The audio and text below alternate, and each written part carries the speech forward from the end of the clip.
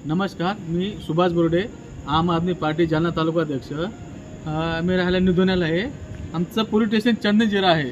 तर चंदनजिरा हद्दीमधील जे police head constable आहेत श्री देशमुख साहेब, त्यांचा बक्कल नंबर 1172 आहे। हे ज्या फिर्यादीने तक्रार दिली तर आरोपीला सोडून हे आरोपीकडून चिरमिरी घेऊन फिर्यादीला त्रास देतात आणि केस निकाली लावायला खूप त्रास लावतात।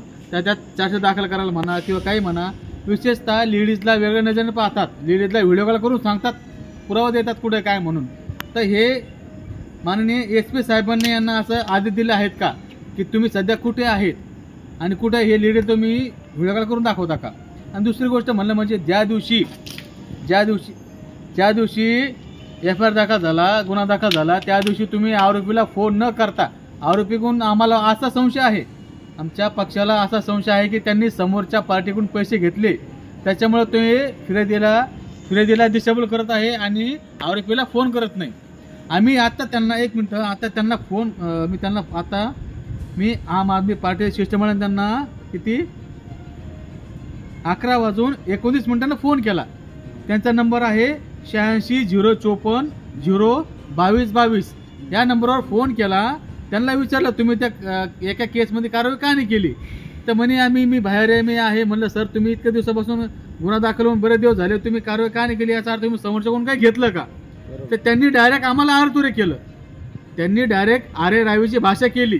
याचाच अर्थ पोलीसवाले संरक्षण करते आहे की गुंडागिरी करतात, हा प्रश्न आम्हाला SP साहेबांनी विचारायचा आहे। आणि आमची मुख्य मागणी, आम आदमी पार्टी जालना तालुक्यातर्फे मुख्य मागणी आहे की हे जे देशमुख आहे 1172 याला जिल्ह्यातून हद्दपार करा, नाही तर आमचं आम आदमी पार्टीतर्फे SP साहेबाच्या दालनासमोर आमरण उपोषण करण्यात येईल आणि होणाऱ्या संपूर्ण याची जबाबदारी देशमुखवर राहील। कारण की देशमुख हा भ्रष्ट आहे, तो फिर्यादीलाच आरेरावीची भाषा करतोय।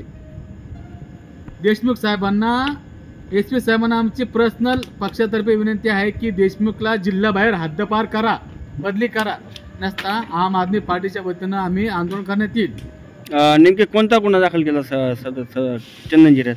चंदनजिऱ्यामध्ये गुन्हा दाखल होता की एखाद्या बाईवर 4-5 जणांनी हल्ला केला, त्यांच्या हद्दीत हल्ला केला 4-5 जणांनी एका बाईवर। बाईचं नाव घेत नाही आम्ही याच्यामध्ये, कारण की बाई म्हणजे आपली आई बहीण असते। हल्ला केला तर त्यांच्या बाईवर हल्ला करणाऱ्याला सपोर्ट करतात देशमुख साहेब। जे बाईवर हल्ला करतात ना, त्या हल्लेखोरांना हे देशमुख साहेब त्यांच्याकडून चिरमिरी घेतलं की नाही त्यांना माहिती आहे।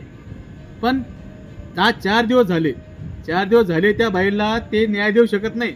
आणि त्या बाईनं फोन केला तर ते म्हणतात मी अमुक ठिकाणी आहे, तमुक ठिकाणी आहे, मी तुम्हाला व्हिडिओ कॉल करून दाखवतो। याचा अर्थ तो बाईला व्हिडिओ कॉल करून बघतोय, म्हणजे त्यांना असं वाटतंय की महिलावर अन्याय व्हावा आणि मला महिलाचा चेहरा पाहायला भेटा व्हिडिओ कॉलवर।